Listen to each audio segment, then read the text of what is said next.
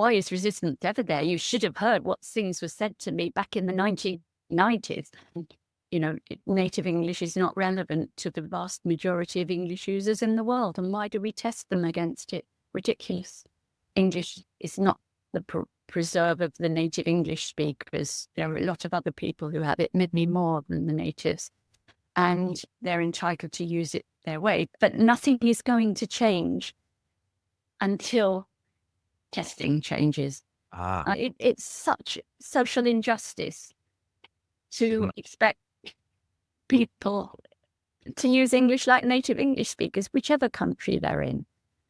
The ethos has always been in the English language teaching profession about mimicking native English speakers.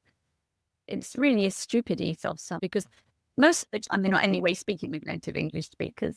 First disruptor.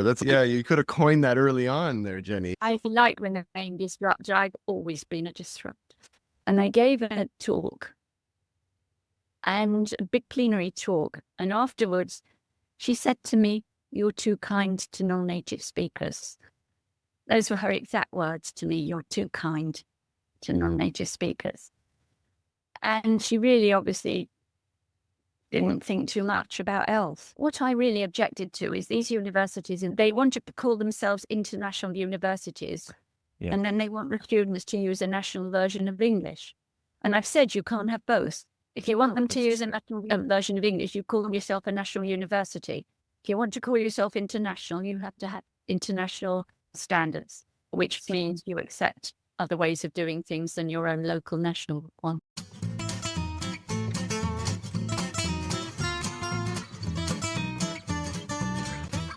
This is the Teacher Talking Time podcast. It's always really amazing to us to see the numbers and how many of you listen to our show, both on the YouTube version and the audio only version. And we really want to thank you for your support. It's also really curious and interesting to see the numbers and the data behind the show and how many of you who watch the show regularly and support us, but don't actually subscribe to the channel. And before we really dive into the episode today, if we could ask a huge favor of you, and that's very simple, hopefully, is just to hit that subscribe button below this video. That's a really simple way to support us, to allow us to continue to do the show, regularly release regular episodes, incorporate your feedback, to bring in guests that you want to hear from, and just to continue to bring you hopefully a great show that you enjoy listening to. If you like the show, please hit the subscribe button below. And if you want to talk to us personally about your teaching or your business, there's a link in the show notes on how to do that as well. And now, let's get into today's episode.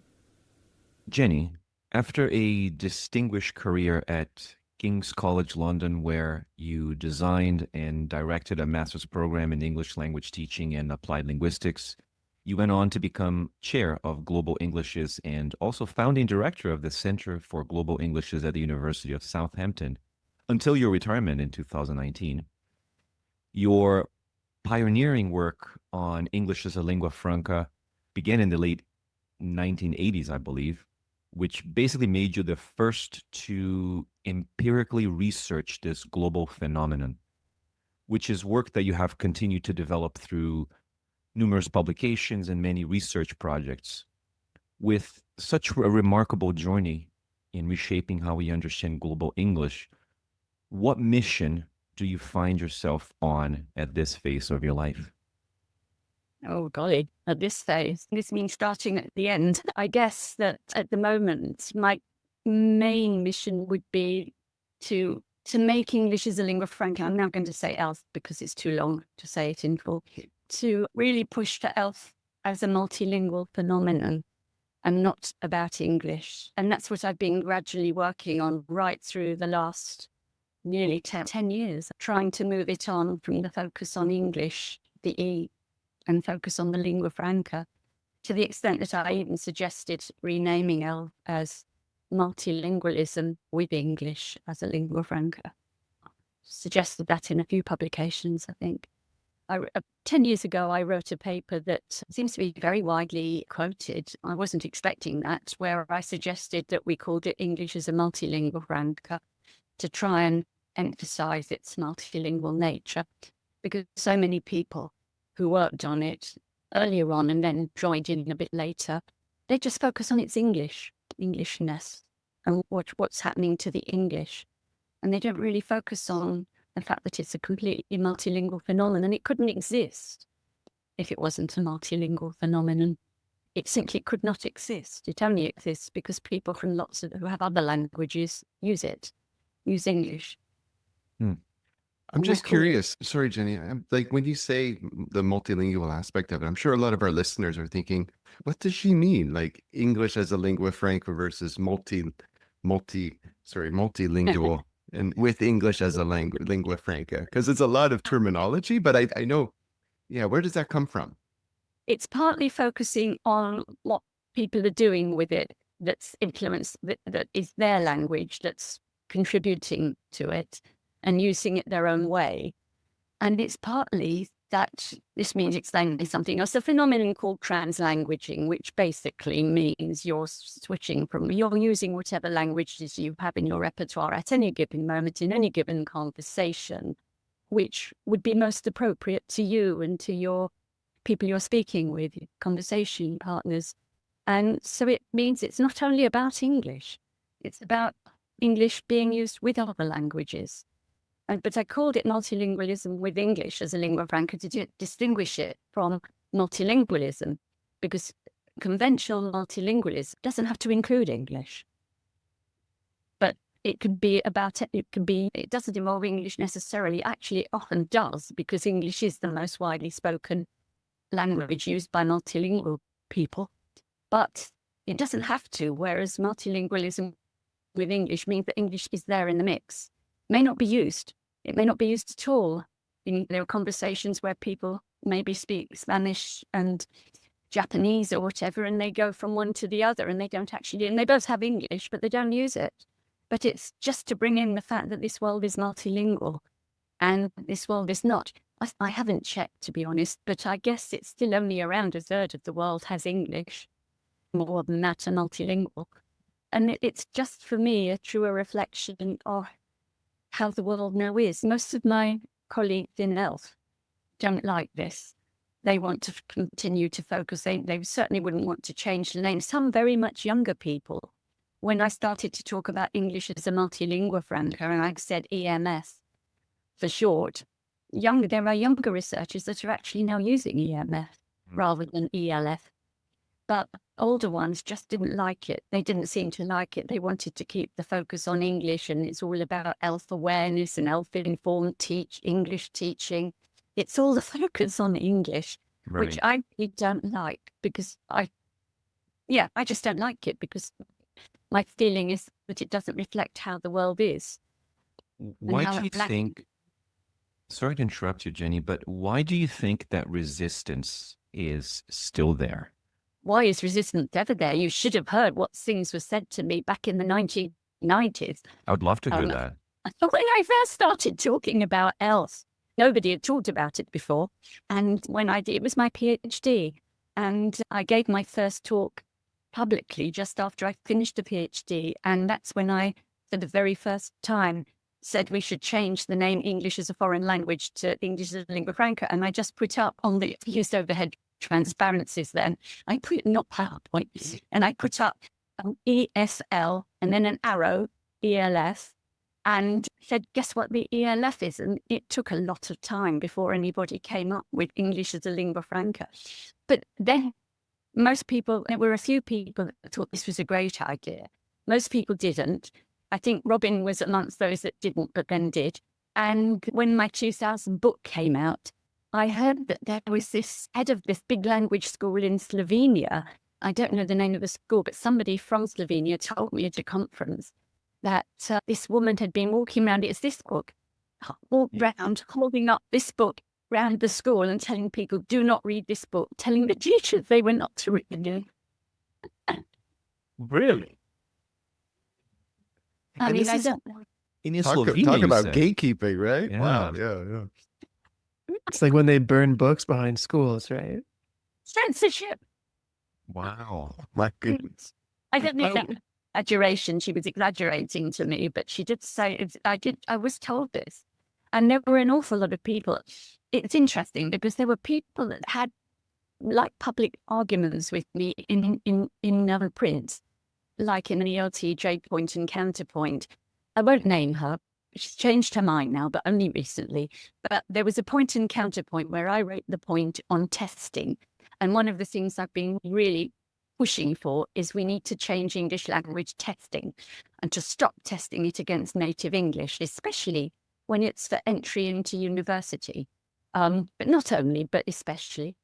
And I wrote this point, and this other person who did work for whatever Cambridge, it was called UCCLS at the time, University of Cambridge Local Examination Syndicate. It's been through many like name changes since then, but this was in the early 2000s. And she wrote a scathing riposte in her counterpoint. And then I wrote and picked holes in all her point in my short response. But I gather she's now very into the idea of the multilingualism thrown in. But it's interesting how many people, to use a phrase, an idiom, I'm really against the use of local idioms. I guess you guys all know, but I'm not sure everybody listening to the podcast will know the idiom jump on the bandwagon. It's basically when something becomes very fashionable and then people who didn't much like it suddenly decide, oh, I do like it and I'm going to do it because it's going to get me noticed because it's a big topic. And that happens so much. After it gradually, as it started to get accepted, so many people stopped being rude about it, basically, because a lot of people were very rude. I mean, at the very beginning, it's more political now than it was, but right from the very beginning, the work I did, it was highly political. It was very radical. It was all about power from the start and all about the power of the native English speaker and trying to fight that, resist that. And that's why the ELT establishment really didn't like it. They really didn't like it. Even as recently as 2015, when I gave a talk to the testing conference in Taiwan, and there were two people from whatever Cambridge now calls itself, two very senior people. I won't name them again, different from the one did the point and counterpoint. And they sat there listening they were hoping that they would be able to pick holes in, find faults with what I said. I did a big plenary at this conference. They couldn't find anything I said that they could say is wrong, but they didn't like it. They really didn't like this idea that we shouldn't be testing against native English. Native English is not relevant to the vast majority of English users in the world. And why do we test them against it? Ridiculous. Yeah.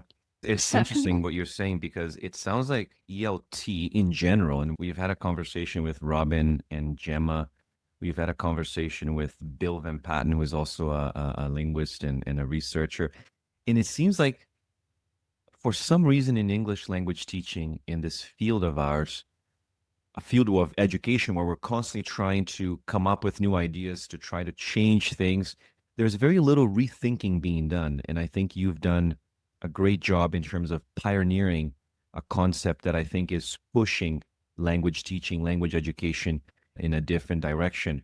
But before we jump into ELF or talking about the native speaker versus the local speaker, I wanted to go back a little bit to the beginning of your life, of your humble beginnings in applied linguistics. You were telling me that you were at age 22, you were moving from London to Southampton.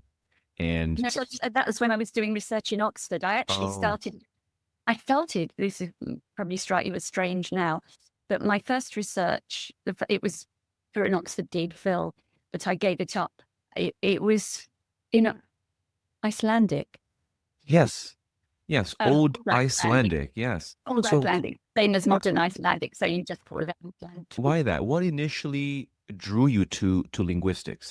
Interest in this idea of working with Old Icelandic evolve into a focus on English as a lingua franca? I don't see the connection. Really, Icelandic was when I did my first degree, my BA degree in English language and literature. I loved all the language-related topics.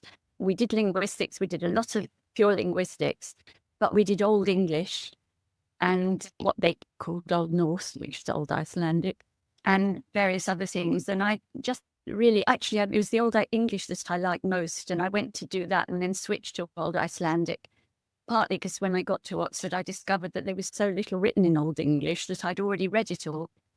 So I switched to Old Icelandic because there's a massive number of sagas and lots of them haven't been edited. So I thought I'd like to edit one of these for my PhD. I gave that up because I just ran out of interest in it after a while. And I got married and had the first child very quickly.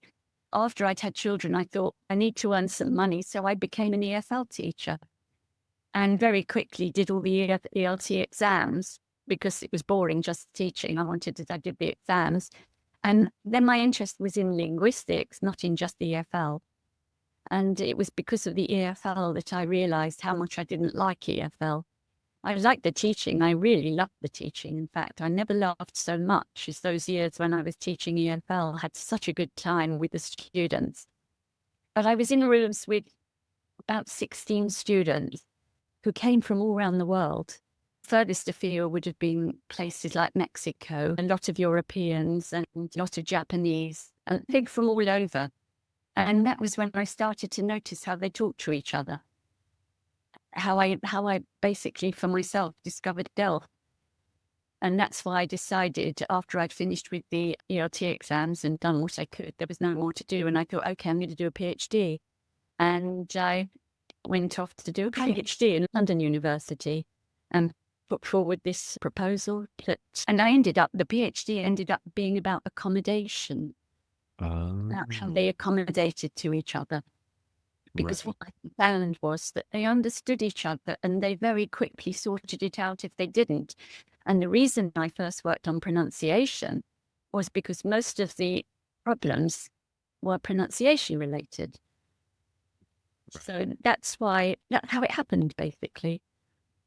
And I collected data from them and other places. I taught in quite a few places and not EFL, I did the P as well. Collected all the data and did the PhD. And then I carried on collecting data and wrote the book, which was basically the PhD. But it was about accommodation. It was how they adjusted their language to make it more intelligible to each other. So sometimes they adjusted it anyway, and sometimes they saw there was a problem, and then they set it again and adjusted it. And they also got very used to each other. They used to joke about each other's pronunciation. They used to mimic it and have a laugh about it in class even. I think my question, because I remember you wrote a paper about accommodation. I think the title was Accommodation in ELF, where you basically talk about the concept of accommodation. And as you said, a lot of the times when people are using English, specifically in multilingual contexts, there is almost like an invisible written rule or an invisible rule where speakers have to somewhat accommodate. And they do this, as you said, by adjusting their pronunciation, they adjust their vocabulary, and even, as you've mentioned in the paper, nonverbal communication, and all of this to promote this mutual intelligibility. My question then becomes, because you've highlighted how accommodation serves not only as a communicative, but also in terms of social purposes. And the example you've mentioned was maintaining group identity. Perhaps you could talk more about that and also maybe elaborate on how teachers can raise awareness of these social dynamics in ELF classrooms as well. Oh goodness, it's a very long time since I wrote anything about teaching, and I've been about English teaching. I haven't done it myself for a very long time. I did, in the very first book, I did have 1 or 2 chapters on how people could do it, but I don't even work on pronunciation issues. I haven't done for a long time because people always assumed, because I started on phonology, that my main interest was in phonology, but it wasn't. My main interest was in ELF. But I started on phonology because it was very clearly the thing that was most salient and most noticeable to. It was the thing that caused the problems. It was the thing they adjusted. They didn't really adjust anything else that I noticed. They certainly didn't adjust their grammar, but it was always the pronunciation or nearly always the pronunciation. I'm trying to remember what I actually said in that book that was written between 1997 and 19. It's hard to Forgive remember. him. Yeah, no worries on that. I didn't say much more, really. soon after that, I was working on the attitudes and why people had the attitudes they had towards ELF. And really, I'm working on the response I'd had, basically, and how invested people were in their English and that sort of thing. But I think what I was talking about was where you have, and you increasingly have now, all around the world, classes, probably English language teaching classes, where you have people from lots of different places, and you have the raw material in your classes. All you do is focus on your students and get people to say, look, compare how you say something with how X, Y, and Z says it.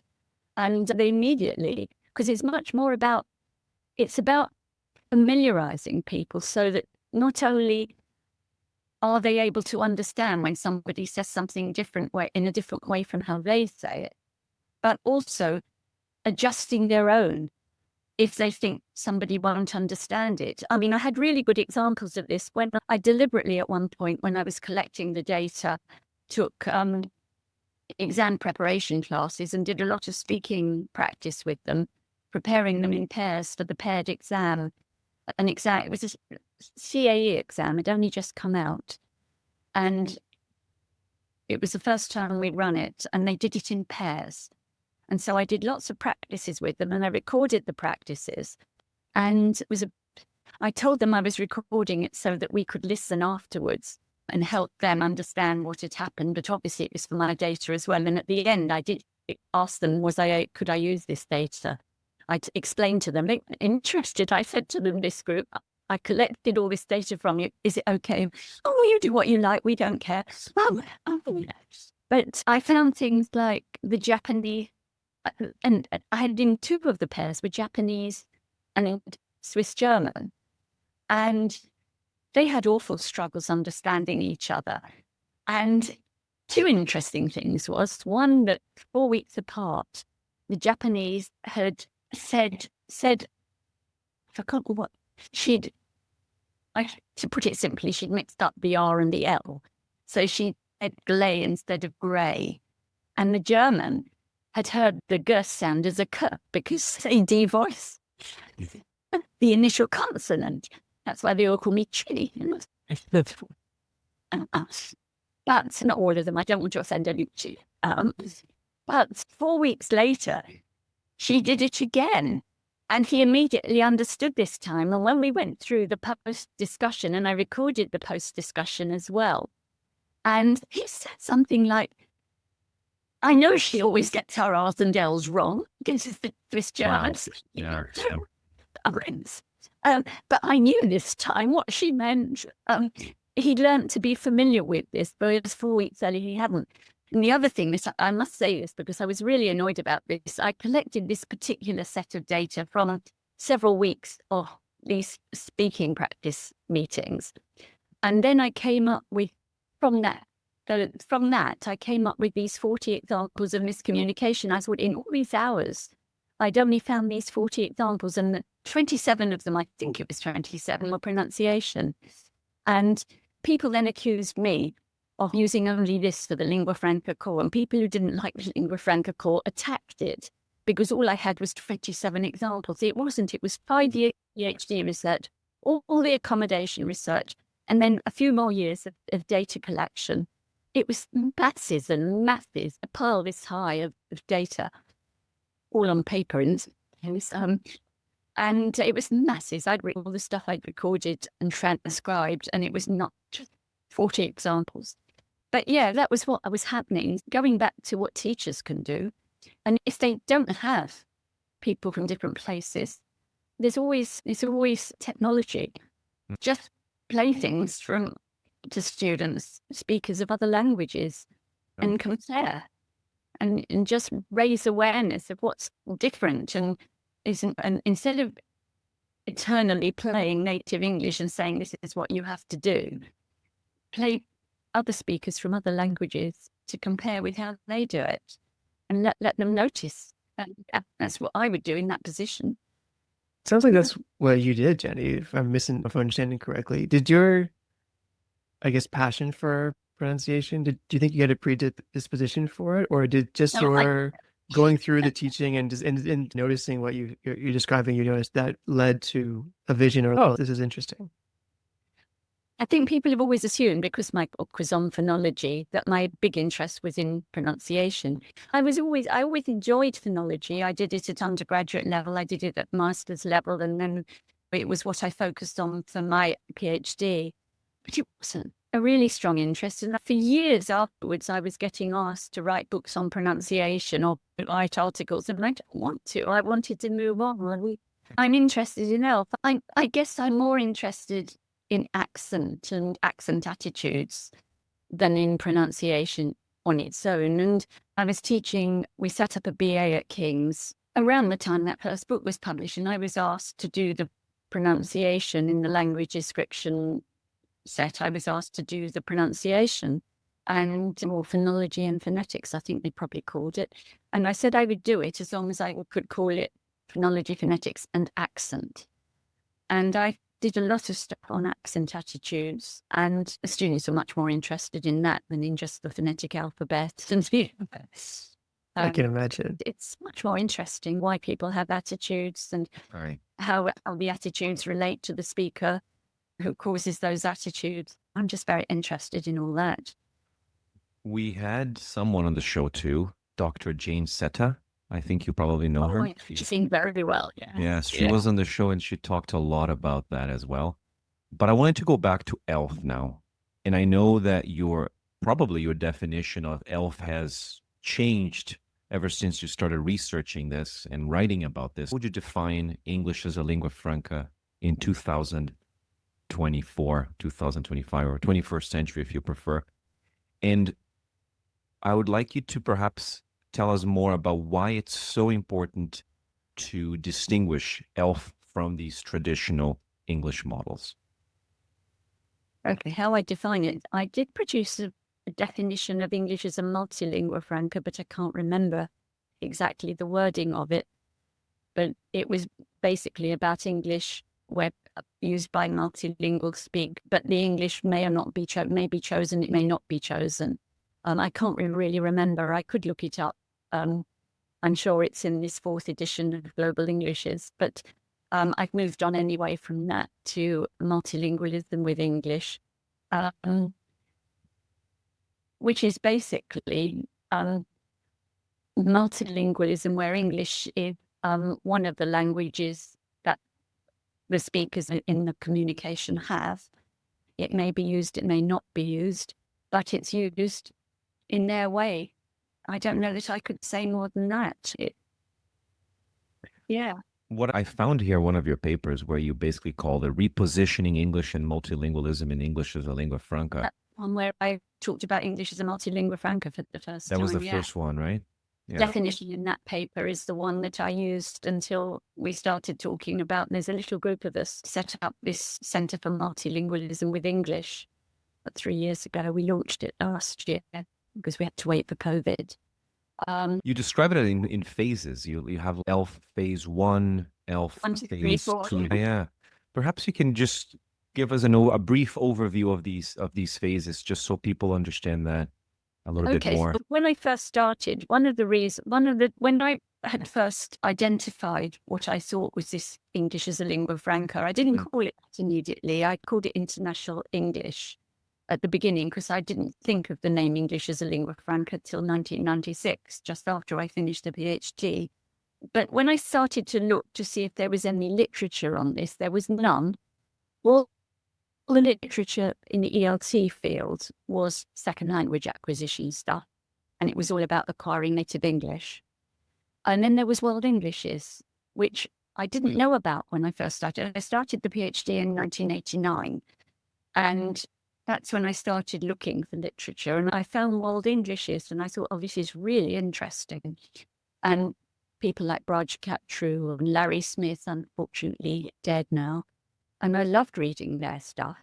And I was deeply influenced by this. I was influenced really by their ideology that English is not the preserve of the native English speakers. There are a lot of other people who have it, maybe more than the natives, and they're entitled to use it their way. Anyway, I guess I was very influenced by this, so I assumed that we were talking about varieties of English because World Englishes is very much about varieties. You have Indian and Singapore and Nigerian and Ghanaian, whatever. You have a whole range of varieties of English that have their characteristics.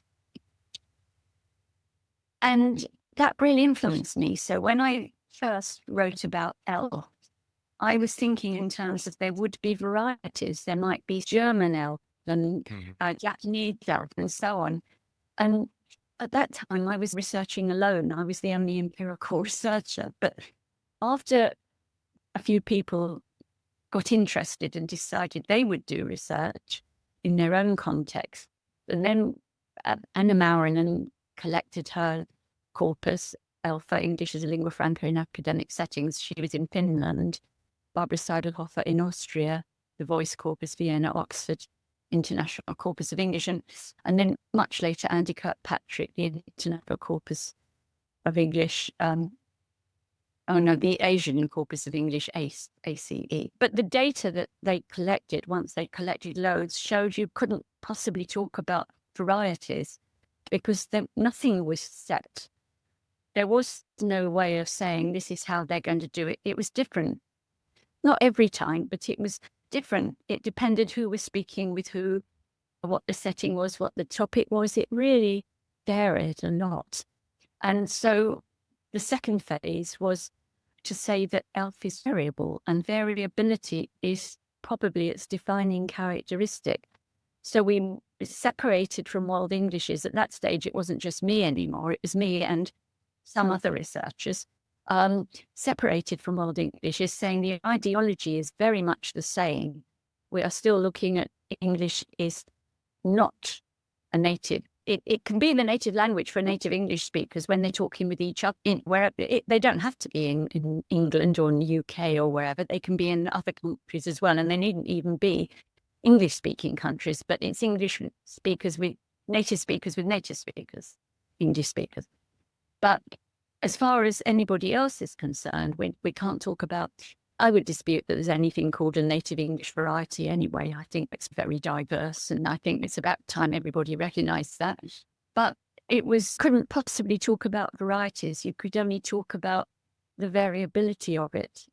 And then a whole load of new people started to join in. We had the very first ELF conference in Helsinki in 2008. Only about 80 people came, but then the word spread, and it was after that we got lots of people started to talk about how to teach it and what could you do to teach it. And then we have a whole spate of people talking about ELF-aware teaching, ELF-informed teaching. I don't know that it was terribly clear to teachers what was meant by that. I'm not sure. I think it's probably improved now. But the focus was still very much on the Englishness. And by then, I had started to think we shouldn't be focusing on the Englishness of it. It really is. The more I travelled and the more I spoke with people, the more I thought, I hardly ever speak with a native speaker of English. This is not an English phenomenon. This is a multilingual phenomenon. And I was with people who would move in and out of other languages. And I realized we needed to reconceptualize it, which is why I wrote that paper, about English as a Multilingua Franca. So that was the third phase. The fourth phase is very new, and I'm not sure that it will lead to anybody changing the name, and I'm not bothered about labels. My only interest in labels is that I do feel that if you have a name, if you give something a name, it draws attention to it, and it makes that. So when it was English as a Multilingua Franca, it really did draw attention to the multilingualism. In fact, when I first gave a paper on that, on a spoken paper on that written one, it was in York, at York St. John, and it was a very small seminar group. And there was a debate afterwards with about 30 of us, and there was a debate about whether the name needed changing. And I said I wasn't at all bothered about whether people changed the name, but there was one person who actually didn't know much about ELF at all, because this wasn't a conference on ELF. And she said, but the thing about the name is once you give something a label, that really does draw attention to it. It really does make people think about it. whereas otherwise people have to read the paper before, and they might not do that. But if the name is there in other people's writing, they might start to think more about it. And certainly a lot of younger people are using that, including in Japan. I know of several in Japan who are using it. I definitely noticed compared to when I started teaching, which was about 25 years ago, I definitely noticed that there has been a shift. This idea of moving away from native speaker models towards more English, ELF, Lingua Franca core, or focusing on different speakers who also communicate in English. But I wanted to talk a little bit about the Lingua Franca core, because you have definitely challenged this focus on native-like pronunciation. I think one of the things that would be very interesting for people who are listening to us today is to understand the key features that learners should focus on in order to be able to be understood, to be intelligible globally. Just one thing I would like to say first, because it relates to what you first said. There is a huge amount of change in people's attitudes and so on. But nothing is going to change until testing changes. We're going to get into that. We're going to get into the testing. Don't let me forget to talk about that, because We'll this get to that. is important. And I have done most of my recent work, or a lot of my recent work has been about that. Lingua Franca core. The Lingua Franca core came out of the data I collected from my PhD and then the following 3 years. And it was basically based on and all the things that caused problems in understanding among people from different first languages. And literally then I used the accommodation as well, because then I was looking to see which things people adjusted. Generally, what I found was the things people adjusted were always things that I'd identified in the original data for the Lingua Franca core. Just the things that if people didn't do it, if people used their own local way of doing it, it would cause a problem. It wouldn't cause a problem if people did something the same way as somebody else. So Japanese and Chinese with l and r didn't cause problems. But as I told you earlier, Swiss German and Japanese, it caused problems big time but of course, then they get to recognize it, they get familiar and so on. But I think the Lingua Franca core was hugely controversial. There was, especially in the US, I want to hear more about that, please. They really didn't like it, this idea that not to focus on native pronunciation. They had all their experts who had all their published materials about native English pronunciation, in their case, plenty of British as well. But there was an occasion when I was told that the panel who decided who would give the sort of keynote speeches for special interest groups had people who weren't pronunciation specialists, had been very interested in me doing one. This, I think, was the 1999 conference. And the pronunciation specialist group had vetoed it. So I ended up giving a talk. Very early morning, started at 7:30, for heaven's sake. Punished for that. And it was an early morning talk. They hoped I wouldn't get many people, but the place was. I got a massive audience for this talk. It was in a rotunda, actually. I think 1999 one was in Vancouver. Oh. So it was in Canada. And it was in this hotel. I've forgotten it. Really lovely hotel. And it was in the rotunda where they put me for my talk. And it was huge, and a huge audience. So they didn't achieve anything. The first disruptor. You could have coined that early on there, Jenny. Yeah. I like when the name disruptor. I've always been a disruptor.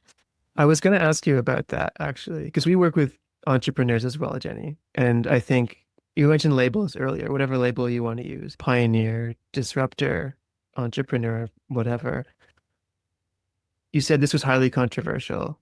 We know education is very slow to change, very resistant to change.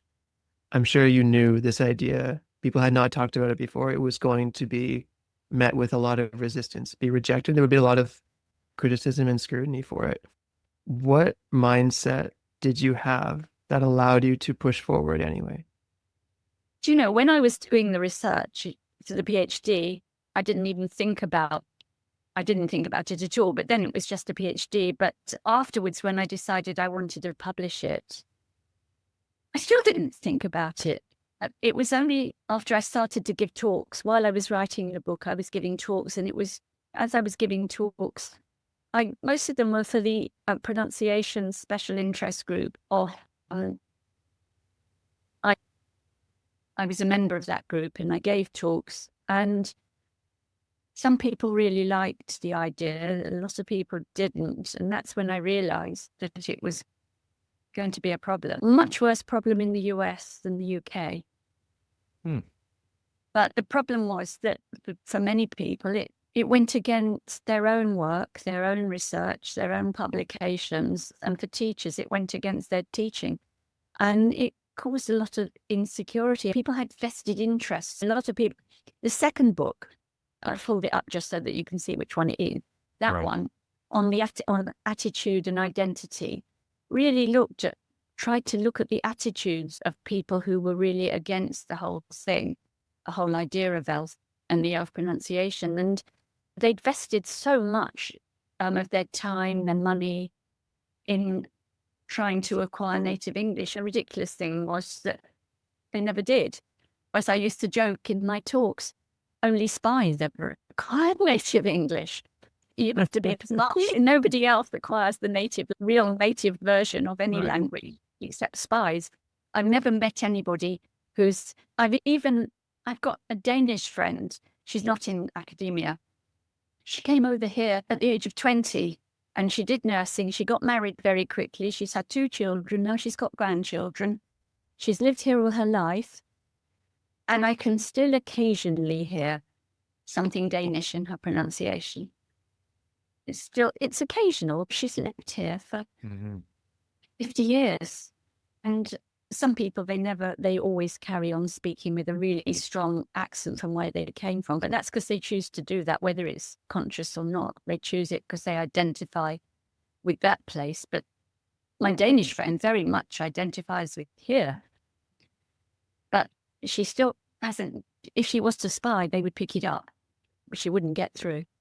That's how we know who's a spy. Yikes. Okay.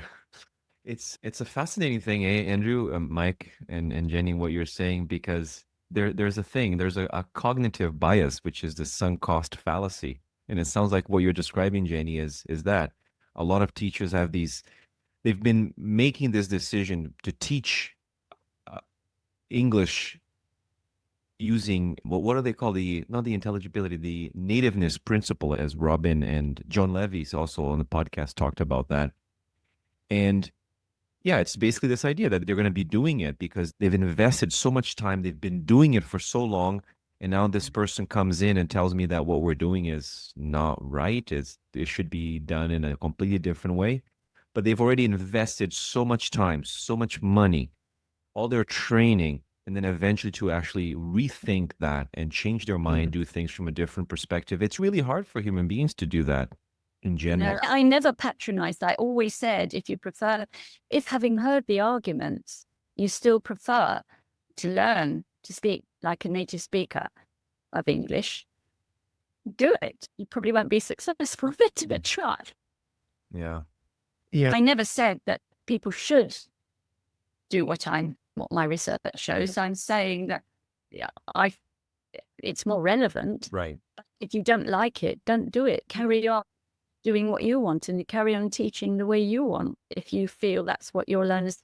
But of course, that's what the learners need when it comes to the test. We're going to get to that test, but I wanted to ask you a question because you were talking about criticism, and I actually talked to some people in the past who have also said things about your work. I remember mentioning English as a lingua franca at the time, and a lot of teachers have told me like, yeah, I don't think ELF is for me.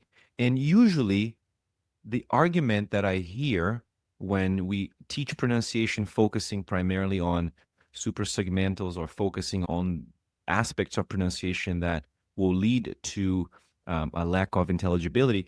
A lot of the people that I talk to, Jenny, they tell me that ELF may lower the standards of English, especially in academic or professional contexts. I would love to hear you respond to that, because I feel like people would need to hear that. What do you have to say to someone who argues that? I'd say it's purely an attitude. There's nothing better or worse about any pronunciation. It is simply your attitude to that pronunciation. And if you have the attitude that native English is superior kind of English, then you're going to say you're lowering the standard if you have an ELF approach. It's much the same in regional native accents. If you look at, say, take the words cake, because I'm a bit RP, I can't help it. I was brought up. It's modified. I do have a lot of stops as well. But if you say cake with an A sound, the diphthong, when my son was at his primary school mixing with a lot of local kids who didn't have to university teaching para from the south of England. Actually, my husband wasn't from the south. He from up north, but with a very posh mother. And my son, on one occasion when my mother-in-law was staying, he asked for some cake.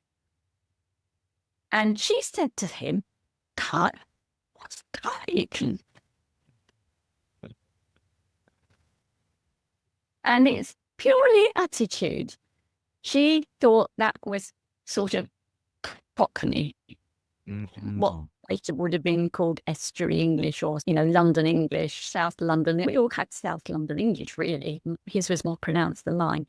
But it's the same attitude that you hear a sound or a pronunciation, and because of your attitude to the people who use that, you then think that is inferior. So it's exactly the same with non-native English accents.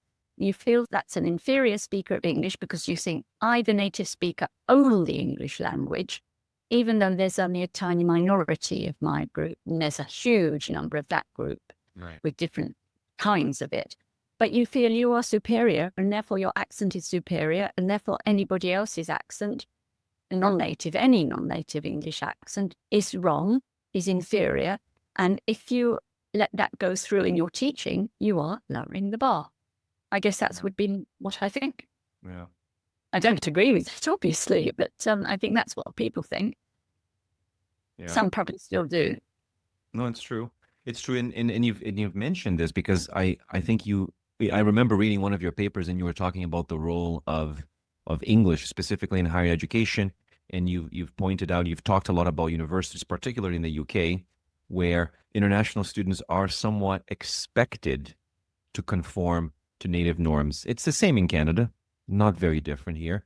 In terms of approaches, in terms of practicality, what do you think institutions, universities, higher education institutions, what do you think they could do, or how should they adjust to accommodate this global nature of English, or global English, as you described in your book? It's difficult. It's difficult in different contexts. It would be different. In my context, I can only speak really first-hand experience of what happened in Southampton. And it was quite interesting because when I first went there, in my department, which was then called Modern Languages, it's now called Cultures, Languages and Linguistics. Then it went through various name changes to incorporate the linguistics, because we did feel we were very left out, and yet we were the people that attracted most of the students. And they didn't like ELF, and they certainly didn't like my view to English in higher education. And at that time, when I was writing the book on English as a lingua franca in the International University, came out in 2014, and I did some research in my own university. But and I did websites from all around the world as well. But at that time, Southampton University had, for international students, as they called them, they had pronunciation classes taught by an actor. And I can't remember exactly what is that website, but I have published it in something or other I've written. Never heard of such thing. It was horrendous, and they were going to learn it said you will learn to speak like a native English speaker. But in higher education, it's a problem. It's such social injustice to expect people to use English like native English speakers, whichever country they're in. And if they're in the UK, they're going to find themselves, certainly at postgraduate level, in classes of 95% from around the world outside native-speaking, English-speaking countries. They're going to be ELF groups, basically. And the idea they should... But what's interesting is my department has moved on dramatically. They've taken loads of the criteria out of their assessment for marking presentations, and even there's a written work. They no longer have anything to do with native English in it. And I think we're very influenced by me and then the colleagues, because I ended up seeing through about 30 PhD students, some of whom I think, I'm trying to remember how many, I think 4 of whom are teaching there, actually got lectureships there. So this is quite a strong influence, but they changed their views.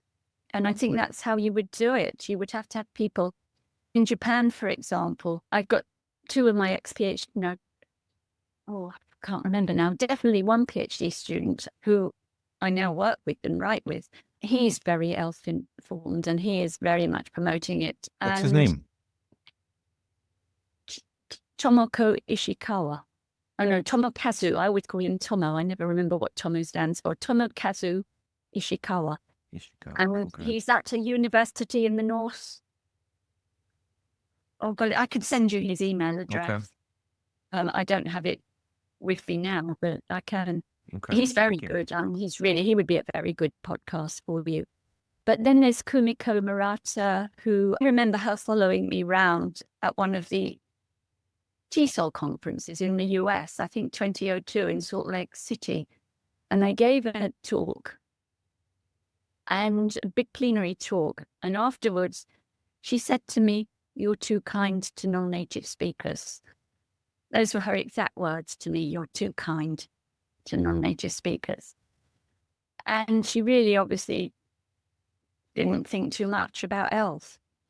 But 10 years later, she was setting up projects and getting funding to do ELF research. There you go. She's retired now, but she was at Waseda. And I think she has changed views there with the work she's done. The question of if teachers need to earn more money to stay in ELT is really the wrong question these days. That one's largely been answered with precarity, 0-hour contracts, inconsistent work. The question isn't, do I need to earn more? The question really is, how do I make it work? Our TAP program, or Teacher Accelerator program, works with teachers like you directly to help make it happen. Through the process of being in the program, we help teachers build a lean, profitable, and pedagogically sound teaching business. 3 pillars that are really important to us.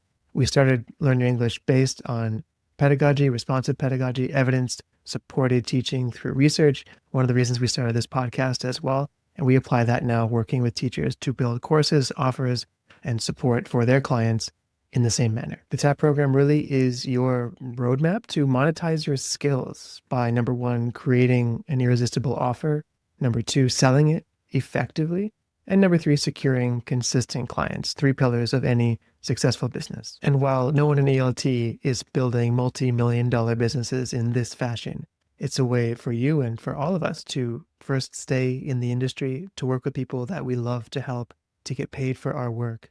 And our goal for anyone who joins us in the program is within a 6 to 12 month period, you can make an informed choice, meaning you've built your business up to a certain point where you can use information to decide if keeping your school job and your business or just doing the business on its own is the right choice for you. If you want more information on if the program is a good fit for you or how we would work together, there's a link below. You can book a free chat with us so we can go through all of the details. There's lots of resources on our landing page, our website, and on this YouTube channel as well. And lots of interviews with clients that we've worked with where you can hear their stories, what it was like, and see if that resonates with you.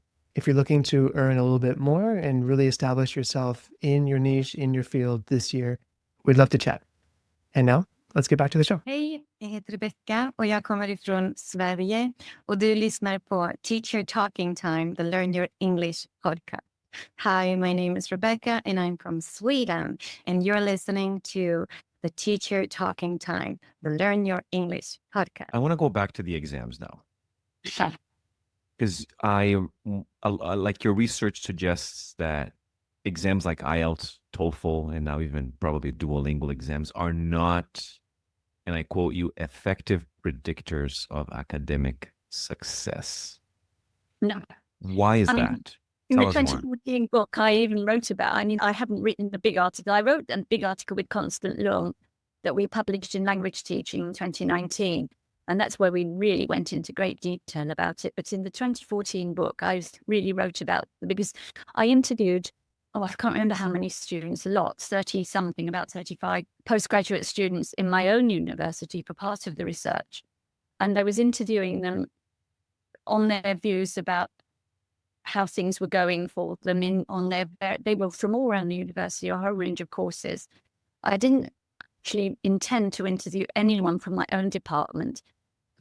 But then that one Chinese student emailed me and she said she'd heard from her friend that I was doing these interviews and she had a lot to say. And would I interview her? So I did. But otherwise, they weren't people I knew beforehand. The wife of one then came and did a PhD with me after that. He was in engineering, but she was interested in linguistics. And I picked up a lot of what they said. And they were talking about the placement exams, especially they did IELTS. But they found it totally unfair. I had examples where they would say they had a friend who failed, didn't get a high enough score, and she would have been absolutely fine. They knew her and they knew she would have been fine. Whereas one person that was in their course that got 9 for IELTS, which I believe, certainly then, it was the highest score you could get. I didn't even know there was a 9. And in the December, she pulled out because she couldn't cope. Wow. I think the big problem is, and what came out of it all the time, is they didn't focus. They just focused on discrete, as in DISCRETE, discrete language phenomena. They didn't focus on communication. Right. But they weren't focusing on how people communicate with each other and how people understand when they're being communicated with. They just focused on, do you understand and can you reproduce these versions of native English? And in any case, they didn't always have native English lecturers. They were mixing with mostly non-native English students. But they did find, I got lots of comments about how unfair things were, like the seminars. They would have, say, 15 people in a seminar group. And it was always the native English speakers who pushed forward and spoke. And there's some really funny things. The native speaker told a joke. And there were 2 Thai students, and one of them I was interviewing. This was not in my course, this was in somebody else's, like in the university. But the Thai student said her friend laughed. And I said, why are you laughing? And she said, I don't know, because everybody else did. Everybody else is doing it too, yeah. She asked her what the joke was. I don't know what the joke was. But they said they needed longer to join in the conversation. But by the time they were ready to say, you've got something to say, it had moved on to the next topic, and they were never given a chance. And then they were sort of little off because they didn't participate. And the whole thing is just so native, or even when there may be just 5% native English speakers in the group. Mm-hmm. But the point is that testing needs to be done. In the 2019 article, Constant and I actually suggested that they shouldn't only be testing English, because we were already into the sort of multilingual approach by then. And they should be testing, and people should be allowed to both study and be tested in other languages, not only English. And although the logistics of this would be quite tricky, Right. but universities could agree that they were going to settle on certain languages where they would have people that could move across those languages.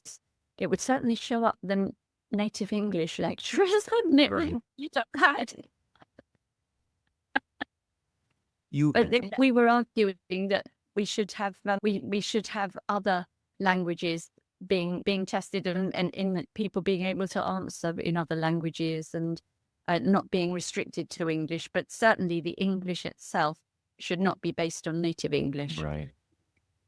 And we also, as far as English medium instruction goes, we think the UK, we don't agree with it. There's a guy called Ernesto Macaro who thinks you can't call it English medium instruction if it's in a native English speaking country. And as we keep pointing out to him and to everybody else, it's in native English speaking countries where you get the biggest mix of nationalities together. Mhm. And it very much is English medium instruction. So you can't exclude native English countries from it. It's still English medium instruction, and therefore it still should be tested Yeah. as if the students are not coming. What I really objected to is these universities in the UK, same in the US, probably Canada too, I'm not sure. They want to call themselves international universities, Yeah. and then they want the students to use a national version of English. And I've said you can't have both. If you want them to use a national version of English, you call yourself a national university. If you want to call yourself international, you have to have international standards, which means you accept other ways of doing things than your own local national one. It's a very good But, point. It's a very good point. And I feel like even in countries where bilingualism is being pushed as part of their agenda, and specifically, I can tell you more about Colombia and Brazil. I have friends and I've had conversations with people who were talking to me about the internationalization of these universities, of these institutions in these countries, but a lot of them are still conforming to a native speaker model of English. And what you said actually makes so much sense because you can't really have your cake and eat it too, really. yeah, we had at one point, we had a director of a pro vice chancellor of internationalization, and she asked me to go and speak with her. I had no idea what, but it was, she just heard about ELF and she wanted to talk about it. So I took her along. At that time, our handbook of ELF, the big Routledge handbook of ELF, had just been published. A great big, very expensive hardback, and I had been given a few free copies. So I took one and gave it to her. And she was really delighted, and she was really pleased to discuss ELF with me and hear about it and thought how very suitable this would be for Southampton. And she wanted to hear more. She wanted to bring in the Pro Vice Chancellor for Education and have another meeting. So we went along and had another meeting. I went along. This time I said, could I bring Sonia Moran Panero with me? She's my colleague. She's a very new young colleague, and she's going to write with me. And we went along, and the Pro Vice Chancellor for Education, immediately the tone was very different. How can we do this, he said, when our Chinese students' parents want their children to learn to speak like native English speakers? And he absolutely wouldn't have anything to do with ELF. And what was interesting was that the Pro Vice Chancellor of Internationalization didn't say anything against this. She went along with him. I wished I hadn't given her that free book. I would have rather given it to somebody else who would appreciate it.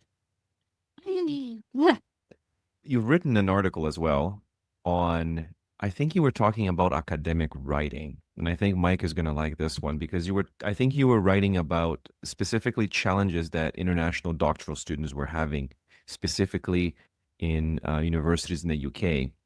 And you've highlighted how a lot of these international students feel stigmatized due to their linguistic backgrounds. Perhaps you could tell us more about this, not the paper, but perhaps you can tell us more about how we can navigate these tensions in writing, because I find that a lot of Mike and I and Andrew as well, we all teach in English for academic purposes programs in universities or colleges in Canada. And what we see is students lack confidence in their academic writing. And a lot of them have to conform to a certain way of writing. Is it possible for us to, or for you to maybe elaborate on how educators, how institutions can help bridge this gap, making sure that students still feel confident in their academic writing, but also without losing their linguistic identities? Is that a possibility? To be honest, I can't remember that article. I'm wondering if it might be one I wrote with Ursula Wingate, who is an expert on. You wrote that one with Felix. It was called Stigma, Tensions, and Oh, Apprehension. Felix Moringa. Yes, Was it? Oh, golly, that was such a long time ago. And it's the only- 2014. Yeah, I did two that year, one with Ursula and one with Felix. But they wrote more than we did. That's okay. To be honest, I don't know a lot about writing, academic writing, other than that I do it. But I did have plenty of comments from the students I interviewed for my 2014 book on their writing. And I would say that, and this is just a sort of feeling I picked up from what they said to me, Mhm. was that they felt that if their writing communicated what they wanted to say, why were people then correcting their writing? And it's eternal, endless correcting, which they found very, depressing. One Chinese student told me a very funny story that he was a PhD student. I've forgotten what his field was, but he'd handed a draft chapter into his supervisor. And the supervisor gave it back. And I thought this was dreadful. I never did it to mine. All I did with mine, if I didn't understand something, was put a question mark in the margin. And then they knew that they would have to write it in a way that, and I always thought, is it just me or is it generally not understandable? I never corrected if they left a third person S off or something like that. That's ludicrous. But this supervisor had corrected the preposition in to on. And there were many other things. So the student revised his draft and gave it back to the supervisor. And when he got it back again, the supervisor had changed the on to in. So he put it back to what the student said originally. Yeah. And the point is, when we look at writing and we think about writing standards, whose standards? That's the question that everybody needs to ask, is whose standards are we talking about? When you write to communicate, you don't write to sound like a particular user of a particular language. You write to communicate in that language to the people who are going to read what you've written. Admittedly, if it's a PhD, it's going to be first your supervisor and then your examiners. But for heaven's sake, your examiners probably won't be native English anyway. These days, they come from all over. But I just find it dreadful that so many people correct their students' writing or deduct marks if they do anything that's not like a native speaker. So no wonder they feel stigmatized. It's pure and simple. It's this idea that they're supposed to conform to some type of English use that they don't feel comfortable with, they don't really feel confident with. And yet they feel that their writing communicates perfectly well. And they have to spend all this. Several students, or one student said to me that she thinks from the time they're given an assignment, this was a master's student, from the time they're given an assignment title to the time they hand the assignment in, it takes 4 times longer if you're a non-native English speaker. First to do the reading and then to do the writing, because you're trying so hard to check your writing as you go through. And then you often get told, if it's a journal article, get it checked by a native English speaker. Ridiculous. It's no wonder people feel stigmatized when this sort of language is used about them. So I would just suggest people should do, when you're looking at students writing, they should be told that you're not interested in whether it's native English, identical to native English. It must be understandable, must be intelligible. So you won't get your English corrected, but you will get a question mark against anything that seems to be unintelligible to the reader, whoever the reader is, and there will be probably for each assignment, there will be 1 mark, but for a dissertation, it will be 2 or 3. You need to make sure those people can understand it. And the whole ethos of correcting writing, I think, needs changing. I agree. But I think that for a very long time. And also, if you need to be given longer, if you're a non-native English user, you need to have a longer time limit than if you're a native one. Yeah. Simply because it does take you longer to do it. And that, the alternative I gave, I think I put it in that book, actually, the book on English in the International University, as a lingua franca in the International University. I said native speakers who are English speakers who object to this should be given the option of writing their assignment in another language. and then they can have the Oh. extra time. Yeah. I like it. I like that. Like- Is that an example maybe of when you talk about students or learners being able to adjust their language, not necessarily to mimic language? Yeah. You know, The ethos has always been in the English language teaching profession about mimicking native English speakers. It's really a stupid ethos, not a very clever ethos, is it? Because most of the time they're not anyway speaking with native English speakers, and most of the time they won't be after they finish learning English. Why are they mimicking somebody who lives 1,000 miles away, who uses that English to speak to other people who live 1,000 miles away, or those people together in another country? Well, why are they learning to mimic somebody? They can never, by definition, be in the position of being a native English speaker and speaking to another native English speaker. It is biologically impossible for that to happen. So all they're doing is mimicking those people. Yeah. Pointless. or a very dated version of what that person would talk like as well, or write or communicate as, or whatever. Yeah. Very It's funny. dated, usually. It's funny because that's one of the things I've been telling a lot of the learners that I work with is that I really tell them, like, I'm not going to be correcting your grammar. I'm not going to be correcting your punctuation. I'm going to be focusing on the message. I'm going to be focusing on whether you are able to make your points clear to me in a way that actually makes sense. And I remember having a conversation like that in the staff room with a bunch of other professionals who have said to me, oh no, but we need to correct their grammar. We need to correct their punctuation. They need to be able. And I said, I think we could do that. But then I think we're going back to what you're saying is it's really hard for them to actually get their message across in a foreign language. And then they still have to worry about crossing all the T's, dotting all the I's, and making sure that commas are correct. I said, it's way too much for them. And as you said, Jenny, I think that's a good point, is like, I would invite them to do the same thing as try writing now in another language, in a language that is not your first language. And then I think we can have this conversation. But again, people are still very resistant to making these changes, to implementing some of these ideas. And Jenny, you've talked extensively about the need for a revolution in language teaching, a revolution in language education, specifically looking more at language as a tool of communication, not as a way to speak like natives. Yeah. And of course, moving away from these outdated ideas, outdated methods. I think my question to you is, what would this revolution look like? And how can teachers, who I would say are the ones at the forefront of this, how can they start making changes from the ground up, in your view? So, this is probably a question for somebody who's involved in researching and teaching about ELF rather than me. And it's tricky because you have to teach a language. If you're teaching people to speak English, you have to teach them something that resembles English.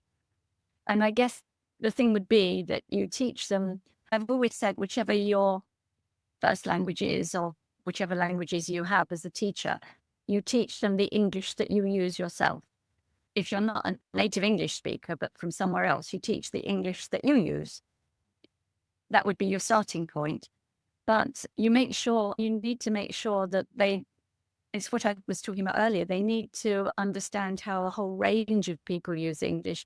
You teach the grammar of the English you use, you teach the pronunciation of the English you use, you teach. The vocabulary is pretty straightforward anyway. You just teach vocabulary as it more or less is, because that doesn't seem to cause many problems. But you need to teach them that they don't need to stay with what you're teaching them, that they can move in whatever direction is better for them. So that would be the starting point, but you're only teaching them a starting point, but not an end point. There is no end point anyway, because people are always learning.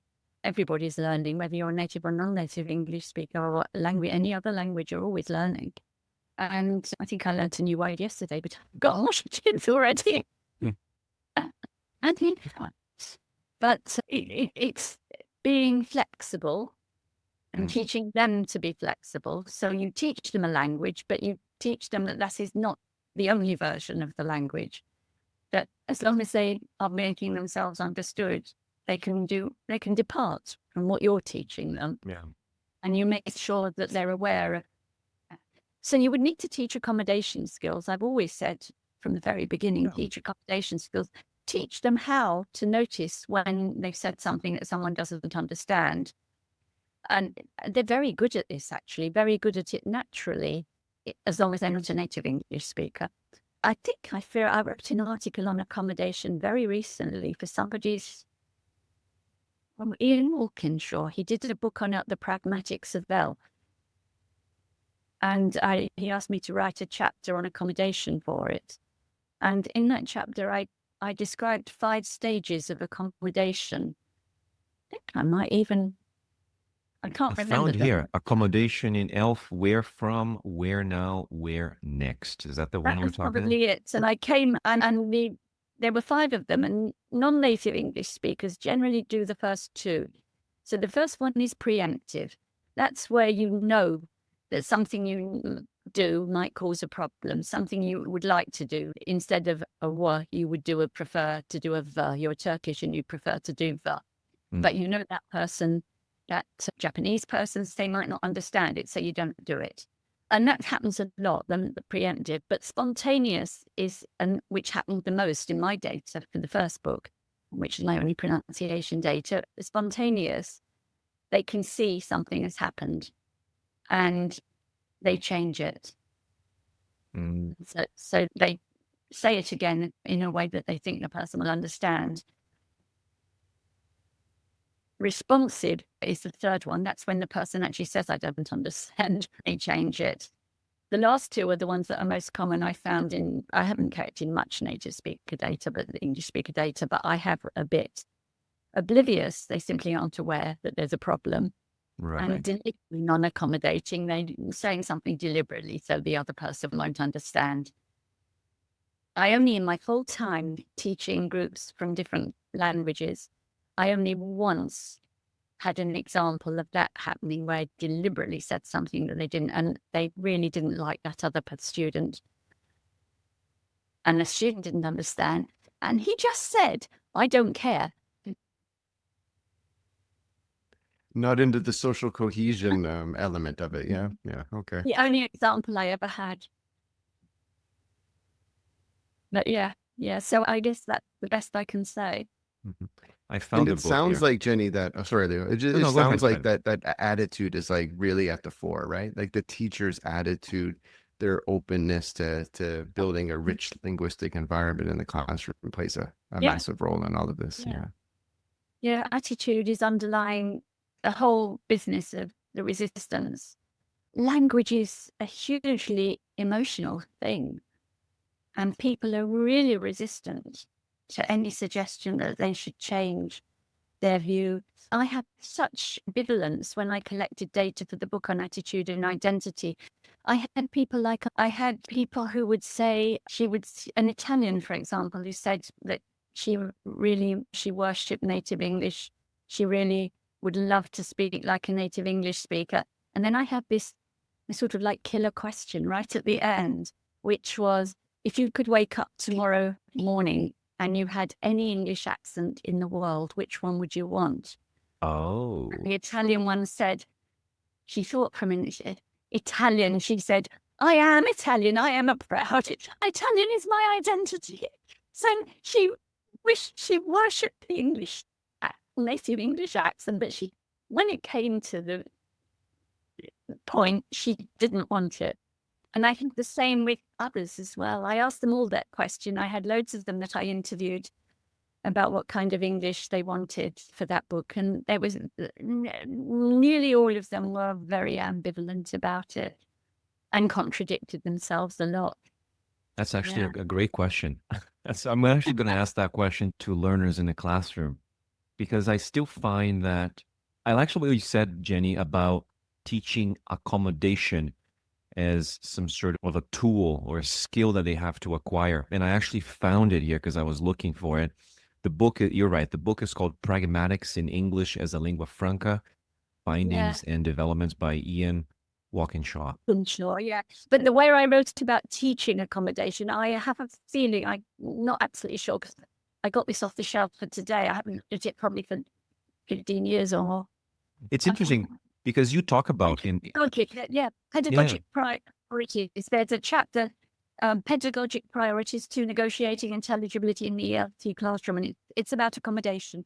okay, And there might be teaching ideas in that. I don't know, but okay. at that time I was much closer to teaching than I am now. I wrote that book was written 25 years ago, and I hadn't been teaching then language to English teaching for quite some time before that.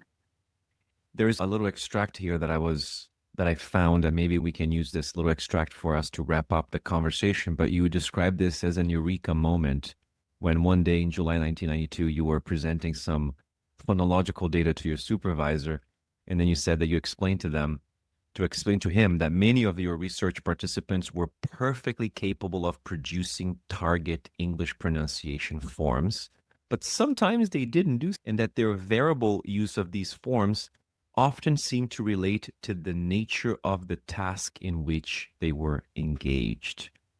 Yeah, I think that was when part of that speaking exam stuff I was doing. And when they were having, because in my accommodation data, when I used a lot of different things, but one of the things I used to test this was they were speaking to each other. And the first stage of that speaking exam was they spoke to each other, just a chat to introduce themselves to each other. And then they were given a task where one of them had a picture that was slightly different. They had pictures, but they were slightly different. And one had to describe their picture, and the other had to find what the differences were. And they changed it. It was a massive change. It was actually significant. When I did statistics in those days, it was statistically significant. When they had the introductory chat, they just spoke using their own, and I'm sure they didn't understand lots of what each other said. But when they got to the task, they were much more careful. But what they never changed very often was the substitutions that they used. And I think that they didn't see that as important at all. And it made me laugh because I thought of those Headway pronunciation books I'd used in the 80s, where they told you to get the students to stick their tongue out of their mouth. Yeah, And it's so rude, because in some cultures that is so rude. That reminds me, Leo, do you remember, because I'm just editing the latest episode, we interviewed Dr. Enrica Picardo, who's here at University of Toronto, and she described Headway as one of the biggest disasters that's happened in our industry in terms of basically destroying, I'm paraphrasing, destroying the communicative approach, which had good foundations, but Headway basically destroyed it. Yeah, I hadn't thought of it like that. But Headway was so popular at the time. And then once you looked at it, it was so native speaker oriented. Yeah. But certainly the eureka moment was when I saw that they were changing things when they knew that the other person, it mattered for both of them that the other person understood. Whereas when they're exchanging the introductory chat, it didn't matter very much whether the other person, obviously it wanted the other person to understand them, but it became very important to them, very salient to them, that the other persons understand when they were doing an exam task. And that's where we had the Glay that he thought it was grey cars, but he thought was clay. And when she did the same thing with a different word the next time, and I asked him, how come you didn't understand it last time? And he said, I know she gets it wrong all the time. First time he said he did actually pick out the right picture, but he said it was really hard for him. And he said, he was angry with her as well, this poor little Japanese student. She was, oh gosh. He was angry. He said, what do you mean with this? I understood. Oh, wait, the second time it was it was oh golly, I can't remember what she said with the cars. I understood cars to hire, cast. Yeah, she said the first time she said, she was trying to say red and she said lead. And he heard the D as a T. And he thought, I understood cars to hire, cars to let. And 4 weeks later, he picked up when she said glay, and she said, I knew you meant grey this time. I know you do that. But it was interesting that, and she was trying really hard to get it. And Yeah. he was angry that because of, but the other interesting thing was at the end of that whole course, I said to them, when you do your Cambridge exam, CAE, do you want to go back to having your speaking exam with Germans together, Japanese together, French together, etc.?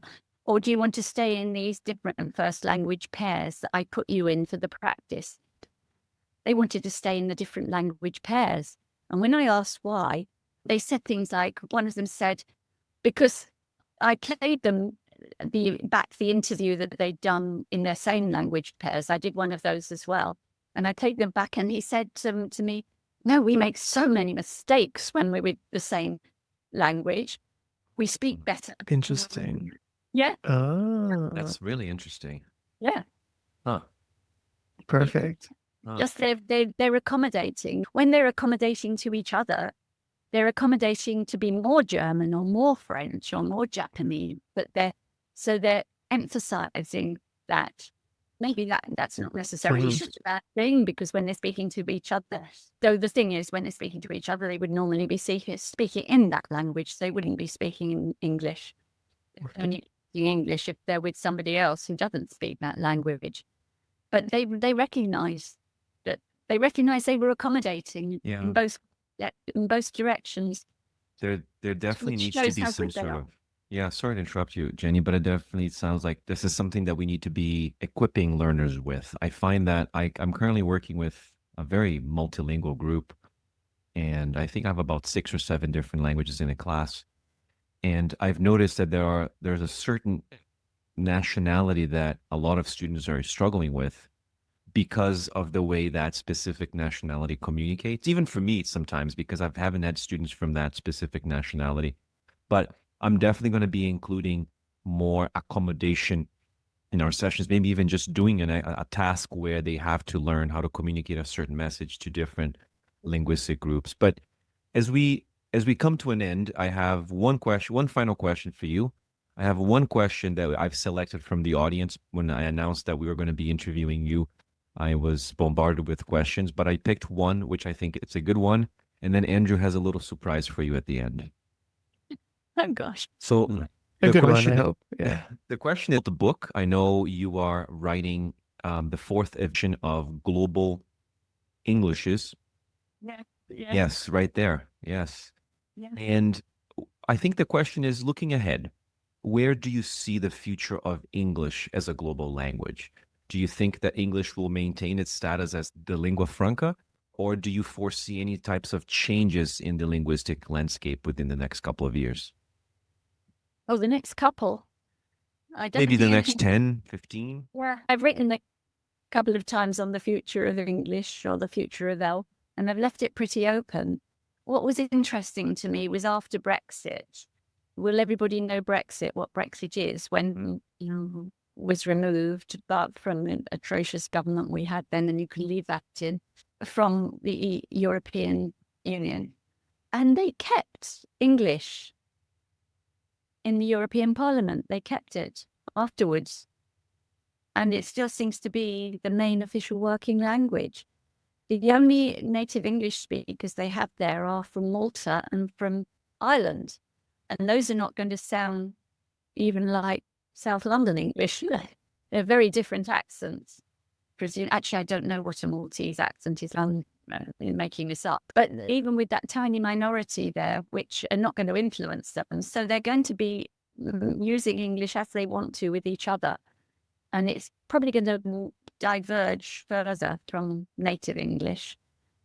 And I guess that's what's going to happen. I think the only other really big languages would be too difficult or too complicated for enough people to want to learn. Nobody's going to want to learn Chinese, Mandarin,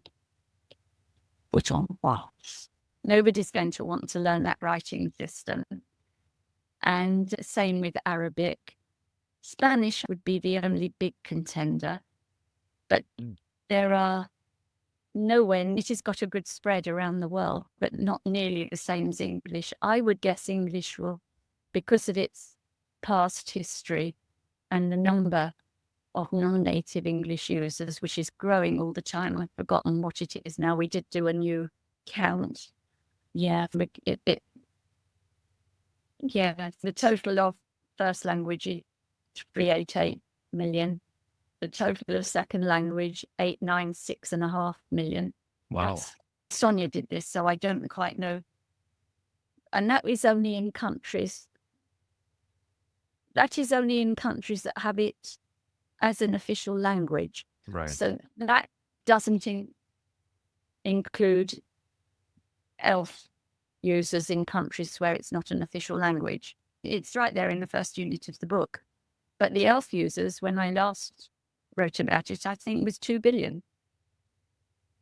Or maybe that included those million. I'm not sure. No, I think it must be more than 2 billion with the official ones. But it's a vast number. And those people are not going to want to switch to something else. And given the way that it's becoming more and more acceptable to be able to use your own English, Okay. the freedom of English, it's going to be, if it became Spanish, you've still got the resistance to, Mm-hmm. you've got Latin and American Spanish, you've got Castilian Spanish, and you've got, oh golly. You've got so many varieties of Spanish, Yeah. and yeah. And I have one last question here. This is a question from a listener of the podcast, Nick. Nick, if you're listening to this, your question made it. And the question is very simple, Jenny. He'd be interested to know if you are concerned about the rise of English as a lingua franca leading to the eventual decline of other languages, either national one or regional ones. And the reason why he asked this is because he's currently working with a Spanish woman living in the Netherlands who prefers to improve her English rather. I think the woman needs to learn Dutch to communicate with the locals. And that would be what I would say to her. But in terms of English, this has always been an argument against English, that it's going to kill other languages. I think other languages will die for various reasons, but I don't think English is the main one. And again, that's written about in this book. It's been in every edition of this book. But I think the way ELF is going, leaving aside the sort of ELT establishment and views about native English, but the way ELF is moving in such a multilingual direction, and all the young ELF researchers are very into the idea of it as a multilingual language, as having to accept the multilingualism and work on the multilingualism of it. I don't see how it can, because once you have translanguaging, then you're talking about most ELF users are going to be in and out of different languages. The disadvantaged ones are the ones who speak only one language, and that's English. So it's the monolingual English, those are the disadvantaged ones. Everybody else has their language, or languages more often, and they have English. And so I honestly don't believe that I wonder if your Nick can think of any other examples, or if it's a one-off. But I think the woman is a bit silly if she's not going to learn Dutch well enough to communicate with people locally. Though, of course, they will speak English too. That's true. If you think she can use English with them and just skip the Dutch. But I think with the way English is begun, the acknowledgement that ELF is so multilingual is such, it has been multilingual, but the acknowledgement of its multilingualness, its massive multilingualness, it's multilingual more than Englishness. I don't see how it can do that. All right. Yeah. That's a very good answer. Yeah. Nick, I hope that was sufficient. Very good. We asked Jenny, our audience, for everyone that we interview prior to, and we got a lot of submissions for you and for this interview. A lot of questions, but overwhelmingly, and I wanted to share this with you as we wrap up, just they weren't questions, they were statements, and just teachers wanting us to say on their behalf, thank you to you and your work, and how impactful your work has been Very true. on their teaching. So this was maybe a unique one where a lot of people didn't ask a question. They just said, can you tell her thank you for the work that she's done? Yes, a lot of gratitude.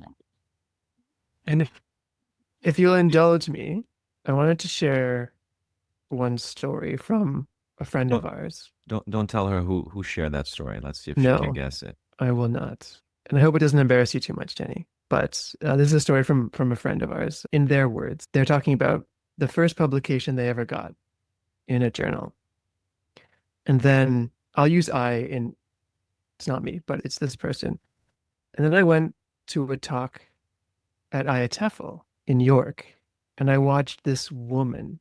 I couldn't even remember her name, not at the time, but she took apart everything that I'd spent the last 3 years putting together. And I go, what? This is crazy. Who is this woman? I never heard of her before. She comes in here, she comes to our pronunciation special interest day group, and she just tears apart everything. And I'm looking at good colleagues, and I can see they're getting upset at what she's saying. At first, I refused to read her articles because I thought, who is she anyway? Not even a member of the Pronsig. And then I thought, if you're going to actually put this person in their place, you better start reading what they're saying. And the more I read it, the more it made sense. And the more I realized that she was right. And it was she, with her work on the phonology of English as an international language, that made me sit and think, she's not just right, she's absolutely right. We've been chasing around trying to get people to sound like they're from Oxford or Buckingham Palace. And I said, I need to rethink everything that I know. And of course, this woman was Jennifer Jenkins. And that was a big turning point for me. Thank And you. I know who it was. yes, I bet you do. But I bet Robin's, maybe not the publication and the TEFL experience, but I bet a lot of people feel, or I hope they feel similarly after reading your work. And it's my opinion that a lot of the resistance that you meet or that you described is probably people who are just not familiar with your work. And if they read it, they would get in line with it, just like we have. Yeah, maybe read it once or twice because first time probably wouldn't. Yeah, they might not like the first time, but like Robin describes, the first talk. Yes. Yeah. Do you remember that? I remember my very first talk at IATEFL, and that was before I finished the PhD. It was the one just before I finished. And it was my first ever talk, and I was so nervous that when I walked in, they sent me to some little faraway room because they'd never heard of my field. And it was obviously, they thought there would only be 2 people and a dog there. And there's this little room, and I walked in, and there were people sitting on the floor. Wow. And I was so nervous. I was with a friend, and I nearly walked out again, but she wouldn't let me. Amazing. We have 2 minutes left, so I'll ask this really quickly. One thing we do at the end of every show is we ask our guest to leave a question for the next guests. And our previous guests left this question for you. And the question is this: if there's one thing you think language teachers in your context lack in terms of knowledge or skills, what is it? And how do you think that lack could be remedied?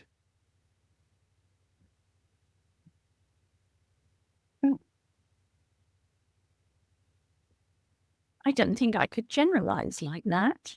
I don't think you can generalize. Teachers everyone is different. So the answer would be, I wouldn't think of one thing. What if I tweak it? What if I phrase it as, I know you said you're not retired, or you did retire, or you've unretired, or whatever it is, but I imagine you will retire one day. Yeah. What is it? And I imagine, Leo and I hope we aspire to retire one day. We'll see. I imagine as one retires, they probably hope the grounds that they've laid get picked up and carried on by the next generation. Is there a lack or a gap with ELF as it currently stands that you hope the next generation carries on with? No, because my co-author, Sonia Moran-Pinero, who you could also invite, she's a very good speaker, very clever, writes well, but she co-authored that book with me, and they had the 14th, I think it was the 14th ELF conference in Prague last week. I didn't go. She went, and she organized a colloquium. It was very good. I watched it online. And afterwards, she emailed me and she said, several people have said to her that she's the new Jenny, Amazing. which I'm delighted about because I do see her as my legacy. She is the one who I think will carry the torch on and move else on. She won't just stay still and keep repeating and repeating like a lot of people do. She will carry things forward. So, yeah, that's it. It's Sonia. Sonia. All right. No pressure, Sonia. We're definitely going to get Sonia on the podcast for sure. Yes. Yeah. She's great. She's very young. Yeah. Fantastic. And then Jenny, your opportunity to leave a question for that we will ask to the next person we interview as well. Ask them what they think of Elf. Done. That gives them plenty of scope. If they haven't heard of it, they can just say they don't.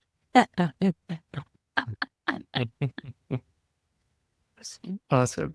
Thank you, That's great. Jenny. Fantastic. Jenny, thank you very much for this. Thanks everyone for listening, and I hope you enjoyed the show.